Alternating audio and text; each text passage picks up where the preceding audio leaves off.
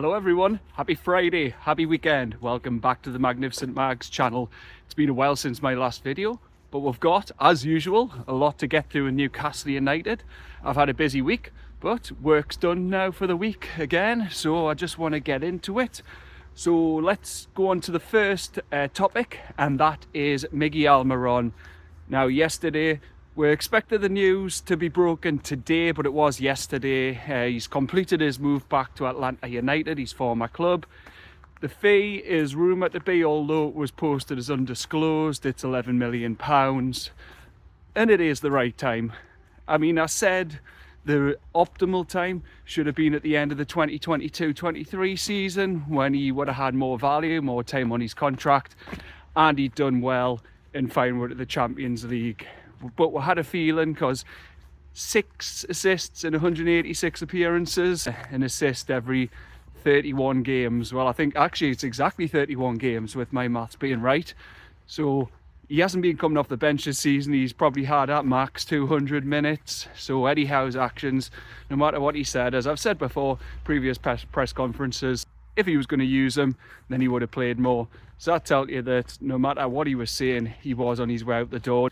But Eddie said this morning that it is going back to those annoying 3 letters that we'll always keep going on about, PSR. But really a lot of people are saying, will Miggy be missed? We've weakened the right wing position. But I keep going back to it, but he's only played 200 minutes, so if that. So to me, that just says, oh, we're going to miss him because he hasn't really been playing any game. But I understand the worries when people say it comes to squad depth. We've only got Jacob Murphy on the right. Now, Eddie couldn't confirm this morning who he would play on the right if issues come up. Now, Gordon played on the right against Arsenal when he got the crossing for Alexander Isak. We could have possibly Joelinton there, Harvey Barnes when he's back from injury. But yeah, we haven't really got a natural right winger, so it is a gamble from the club. As I've said, basically, Eddie confirmed today that all business is practically done. So that also will mean that Martin Dubravka appears to have committed to staying at least till the end of the season, which for me, as I said before, it's good news. Been playing well, still his position lose. Nick Pope was back on the bench at Southampton, but yeah, Martin Dubravka's staying. Miggy Almirón's moved back to Atlanta. So all I can say, look, I know there's a lot of people online knocking him about like his ability and that, but we wouldn't have got Champions League without him. And let's not be arsey about this or send him off on bad terms. He always give 100%, regardless of ability. He was always smiling. He loved playing for the club. So he has my thanks. And he can move on, and I hope he smashes it back at Atlanta. I think he got a 4.5-year deal, a 30-year-old, that's good. And to get £11 million, I think that's good business by the club. Now, with that news, going away from Martin Dubravka, Miggy Almirón, Sean Longstaff's been linked with a move to Everton. They've held a long interest in him. Longstaff is staying. He says he wants to stay and fight for his place. Now, I know that'll be difficult with arguably the best midfield in the league in Bruno, Joelinton and Tonali, but injuries happen, suspensions happen, and I can understand local lad, 27, still wants to probably be part of history to not only get Newcastle back to the Champions League for second time in 3 years, but also potentially be the part of the squad that ends a 70-year trophy drought, domestically that is, obviously. So, I understand there. Now, going on to PSR though, as usual, we'll always come back to this. This is going to be 2 separate videos, by the way. I'm covering all the stuff that's went on. There'll be a separate video I'm going to upload after this for the preview for Fulham tomorrow. So I just want to put into context that you're not going to have a full-length video. I'll split it up between the 2 just to differentiate. But yeah, there's been a lot of fans commenting that why Newcastle not maximising the Saudi Arabia links through PIF, even though Isak's interview with Shearer today on BBC iPlayer, only 4 minutes, but I recommend watching it. He shot down the rumour, saying you have to laugh at some of them. But Arsenal have went for Ollie Watkins. Now, I feel their bid was derisory, thinking they can get him for 60 million. Has he scored more than 20 goals in a season? If I remember right, I don't think he has. But at the end of the day, he's still getting over 20 goal and assist contributions. He's playing for a team who are now in the Champions League knockout stages to right. Playing for a big club, Villa are a big club. And they've won a Champions League over Arsenal. So at the end of the day, what's the incentive of going to Arsenal? Now, we've all had our rants, but Ollie Watkins, £60 million Villa, right to turn it down now. Their other striker though, John Duran, as we've seen. John Duran's obviously going to Saudi Arabia to play with Cristiano Ronaldo. Now, going back to PSR, I've seen a lot of fans commenting that why aren't Newcastle exploiting the PIF links and maximising our player values to Saudi Arabia, because we only got, what, £23 million it was it, for Al-Insan Maximan? And the obvious one who's came up now, Arsenal were coming in for Ollie Watkins, which is good news, because whether they were serious or not coming for Alexander Isak, they've known they can't get him, because we rate him 150 million, but with every goal he's probably like 200 million now. Now that might be overinflated, but he's our player, we can charge what we like. But going for Watkins, £60 million. Now he's got over 20 goal and assist contributions recent seasons. And in England international, Villa right to turn down 60 million. I mean, who are Arsenal as well thinking they are coming in on the eve of a Champions League game and bidding for their star striker? It's absolutely absurd. That on the back of John Duran as well, going to Saudi Arabia. Is it 77 million euros? I'll look that up, but I'll correct it and put it on the screen if I'm wrong. But you know what? I say well done to Villa. Like, he's only scored 12 goals, but he's 21. He could go there for 2-3 seasons, no tax, set himself up for life, him and his family, and then comes back to Europe and he's still got his peak years ahead of him. You know what? I don't blame Duran. Fair play to him. He's looking after himself and his family, and Aston Villa have got good money to reinvest. So I think they're right in keeping Ollie Watkins, but I understand them taking the money for John Duran, and he has an attitude problem. So if Emery really wanted to play him that much, he wouldn't have accepted the bid. And then you go to the other side, Kaoru Mitoma of Brighton. Now I know Murphy's got more goals and assists than this season, but Kaoru Mitoma over recent seasons has been the better, more consistent of the two players. It's not taking anything away from Murphy this season, but he has. Now I'm shocked that 90 million has come in for him. I think that's euros though. But again, if they're willing to pay it, they're willing to pay it. We can moan saying we're not exploiting with Saudi links, but have we really got any players outside of Bruno, Tonali, Isaac and Gordon who we don't want to get rid of, who we're building a team around for that money? No. So remember, we're only 3 years in. Ashley ruined were for years, so we haven't really got anyone to sell to Saudi. And as I posted yesterday, if we did, we've been made an example of. And I joked on, I know it's tongue-in-cheek, but I did say we'd get guillotined, hung, drawn and quartered, 200-point deduction, etc., so they can make an example out of it. And understand Saudi Arabia coming for those players. But until we have players that can sell or get new players and young players in to that position, we've got no one that we can sell on to Saudi for that. So it's as simple as that. Now I've seen some stuff directed at Paul Mitchell and Peter Silverstone on social media, but let's be honest, who really knows they're not working to the club?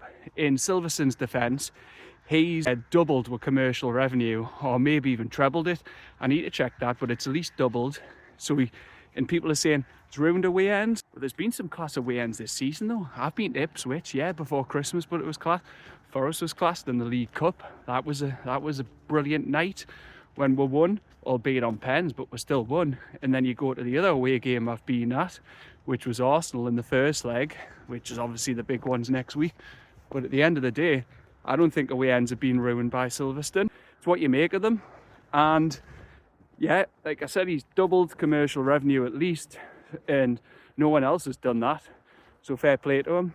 And you can't really level sponsorships at him or anything like that, saying, why haven't these deals come in yet for the training ground or around the stadium?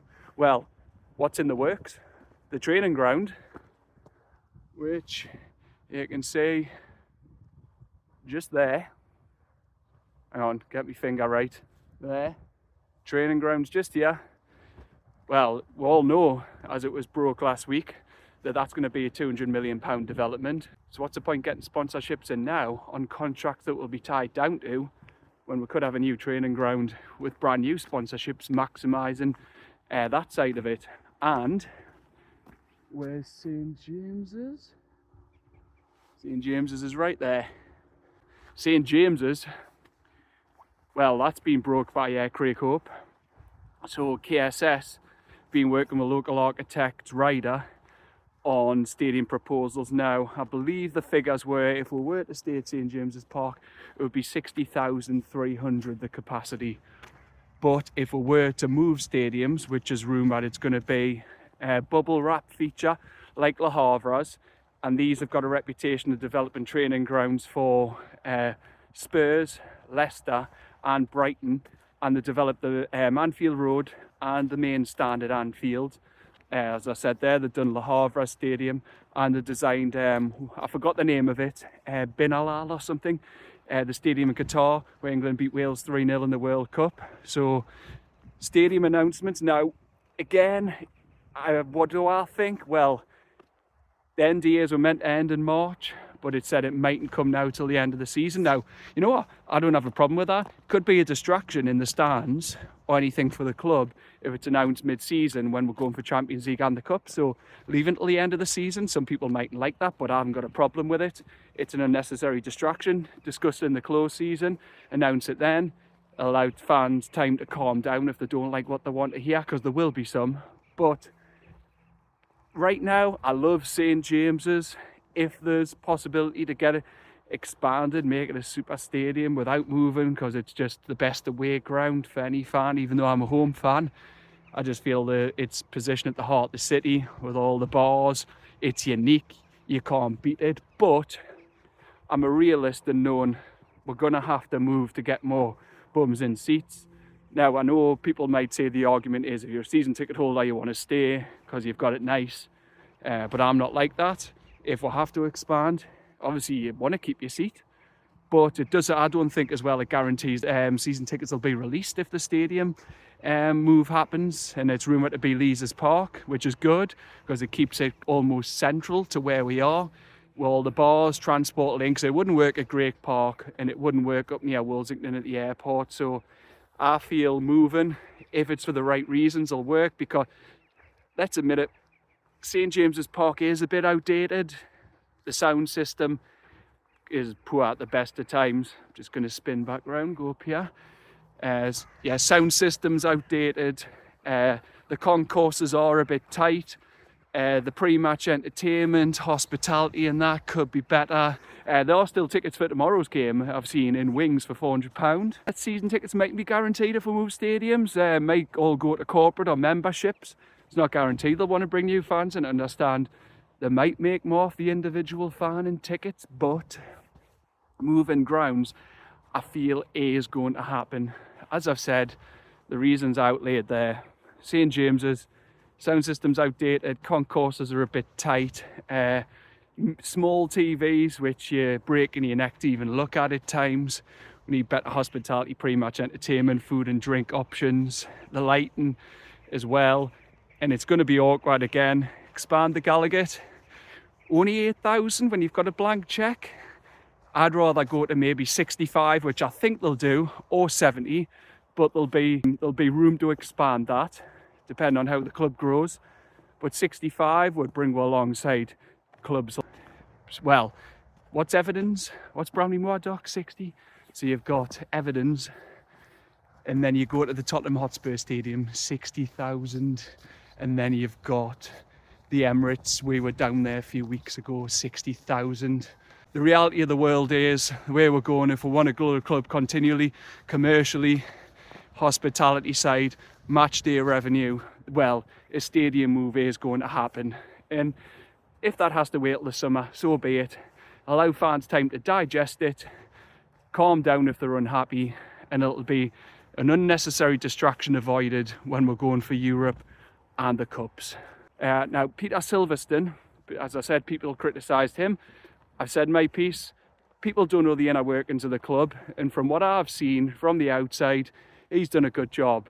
Now, going on to Mitchell, people are criticising Paul Mitchell, but yes, they said the club doesn't do any leaks anymore, any discussions with fans, as was reported, I think it was last week, saying that they felt Amanda was too pally and looking to give fans and Eddie Howe what they wanted. Now, they're not my words. That was worded by Luke Edwards. That's what he's reporting. I mean, we can't thank Murder and Amanda enough for what they did, but since they left, could you say he's got a point, wherever this has come from, that leaks have been plugged? We're not hearing any transfer news. Business is done for this window. Miggy's gone. Dubravka's staying. Yeah, you could say that. That might have been it. I don't know. Again, football's all opinion-based. It's subjective and it's conjecture. So I'll just go off the reports that I've read in different news outlets and journalists. But no news is good news. We could still bring someone in before Monday's deadline. Unlikely with what Eddie Howe said today, but you could never say never. But you know what? I can also see from the other perspective, does he want to upset squad harmony? You don't just want to bring someone in for bringing them in sake just to say, oh, I've done a signing. Well, you don't, do you? If we've got the squad that we have now, which I feel, yes, we are taking a gamble, but mitigating factors like you could include, such as injury. Obviously, Jacob Murphy won't have a natural right winger. We are relying on keeping Alexander Isak fit.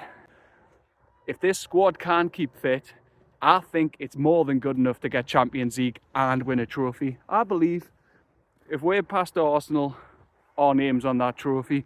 I believe we'll go there. We've learned lessons this time. But again, I'll park that because leave that for my next video, pre-Arsenal. We'll see what happens. But I just need to say my piece on Silverstone comments, Paul Mitchell comments, because give Paul Mitchell his credit as well. No one else has been able to shift Miggy Almirón on when it's been rumoured he's been going for ages. Probably move Longstaff on in the summer, but if he stays till then and we've still got midfield cover there, that's fair enough. And then we could move him on, and other players that we could look to move on as well. Paul Mitchell is doing more than anyone else has been able to do. Isaac Hayden, yes, I know he's on loan again this time at Portsmouth, but when he's on big wages, it's hard to shift. This is all due to Ashley.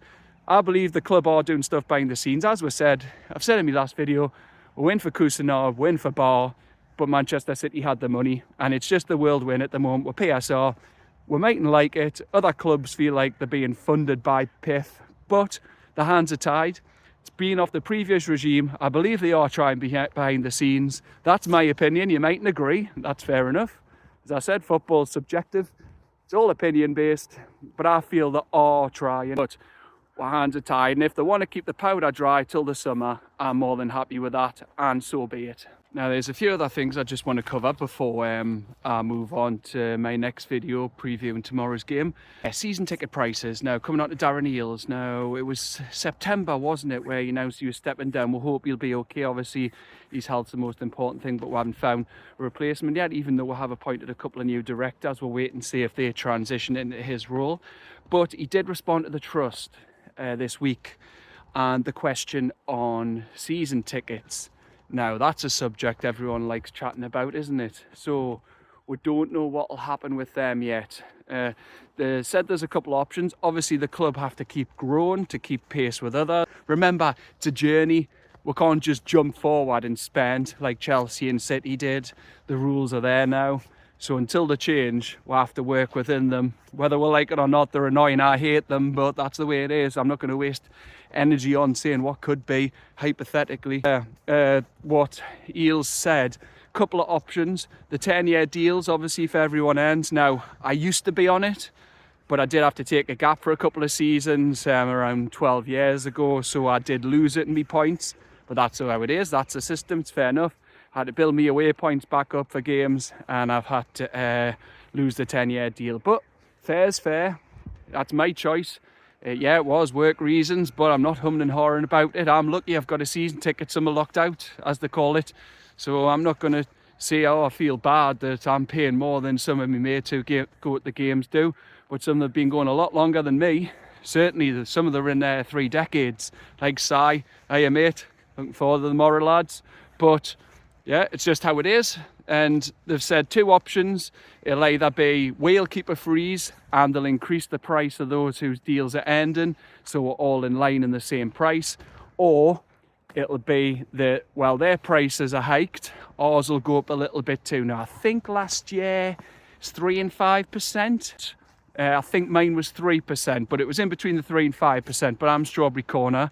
I'll say what I pay. I'm not frightened to say this. It's, yeah, I just do it over 9 months because I've got other things to pay, like the car and that. So sometimes you can't pay everything up front, but it's £86.50 a month. My last payment will be on Wednesday, the day of the semi-final second leg, £727 in the Gallagher East, also known as Strawberry Corners. That's how it is. But yeah, I think that's fair. If our prices increase, look, if ours get frozen, well, will I complain? No. But do I think it's fair if ours slightly increase when the others' deals are ending? Yeah, that's also fair. But it's out of my hands. But I just feel sometimes you have to pay a little bit extra and understand the trust. I can see both sides of it. I'm with them saying going to the club and saying times are tough. Of course they are. We all like putting a little bit extra stuff on a credit card and having to pay it off or cut with cloth accordingly. But I'm with them in that. But I can also see that the price of success sometimes, even though it mightn't make much difference in the bigger picture, fans will pay that little bit extra. But we'll wait and see on that aspect.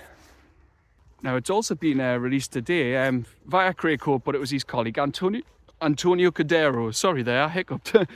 Antonio Cordero of Malaga. He was been at Sevilla, Real Betis and Malaga, I believe. 18-year-old. And he can play as a support striker, right winger or left winger.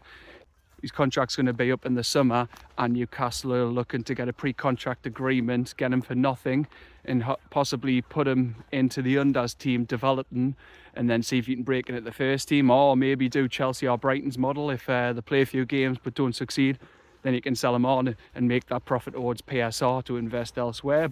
Yeah, he seems, I don't know too much about him, so I'm just reporting what I've seen today. But yeah, if we're looking to invest in the academy, that should be a good sign, because what Malaga are currently Segunda B in Spain, so fair enough. We'll see what happens with him. Now, the last two things I do want to go on to before I do my preview for Fulham are, one, Arsenal fans. Yes, I have to come back to it, but I've been in a lot of tit for tat and going back and forward with them this week. I know a lot of people say it's a waste of energy, but you know what? Just sick of them. Again, they've done it yesterday, coming in for, well, sorry, not yesterday. Ollie Watkins, say all the rumours are coming out. I've said Sky, as usual, Red Cartel's media mouthpiece, feel like the running stories already linking them there. TalkSport put him in the front of the attack, saying this would be Arsenal's dream team. He's Aston Villa's player. And then they're running the old videos of when he was at Brentford, saying he's an Arsenal fan and he'll go. Why? Why should he? Like, honestly, it's like, yeah, he might be the fan, but he's at a big club, as I've said. He's playing Champions League football, and they've done this all season with Isak, saying he's going to leave at any opportunity. But watch Alexander Isak. It's only 45 minutes long, the day on iPlayer with Shearer, but he shuts down a couple of things, saying you've got to laugh at the rumours when you see who you link with elsewhere. And then the other one was, why did he choose 14? He said lots of good players have played 14. Nothing to do, he said it specifically. Didn't mention Thierry Henry. He just went, I came to the club and it was the number available, so I took it. So yes, that's the Arsenal fans. Stick it. They think they can come for a player, low ball an offer for that player should then leave, or the club have a right to sign him. And then when they don't, or the bid again, like they did in previous years. Who was it for again? Luis Suarez, yeah, under Wenger, 40 million and £1. I think they can do that with Watkins. They think they can get Isak for 60, 80 million. It's laughable. They've got this entitlement thinking they're still Arsenal of 1998 to 2004. Yes, they're a big club and they've won more than we, but players aren't, as I've said in previous videos, they're not basing on past trophies or successes. They're looking at the here and now, what the project is. Is it a good fan base? Is it a big club? Is the stadium always full? Are they a regular? There's lots of factors included in this. It's not just, oh, I'm going to go to Arsenal because it's Arsenal. And their fans need to get rid of this entitlement, because when they don't get their own way, they then start laying into that club, laying into their fans, crying and making stuff up and starting to Photoshop players into images. And it's annoying. And the fallout from Michael Oliver. Yes, fans have been going, why are you on this Sky Sports post about Arsenal when you're a Newcastle fan? Because Michael Oliver is a Newcastle United fan. So, yes, we're going to defend one of our own. Of course we are. We've got a right to. Why should we just stand back and just see all this abuse online? Whether Michael Oliver can see it or not, I don't feel that matters. Michael Oliver should not be getting all that stick off Arsenal fans just because he made a decision. Now, do I believe it was the right call to send Lewis Skelly off? Yes. He thought it was. VAR thought it was. But then obviously the FA have overturned it. I've posted my feelings. I believe the FA have overturned it because they got sick of the abuse and vitriol and backlash of Arsenal fans, which they've done. Now, that's not all Arsenal fans. It's the online lot. And it comes from Arteta. He's had the cheek to come out after and say, yeah, the abuse is not acceptable towards Oliver. But he starts it. He goes on these delusional rants and says, there's a conspiracy. The ball's not right when we beat them in the League Cup. There's things against them, but their fans, like, pick up on it and then they go off on one and then death threats to Oliver. Now, I'm not saying other clubs haven't done it. Now, imagine something happened in real life where you're at the gym or you're at work or you're at the shops, you didn't like anything.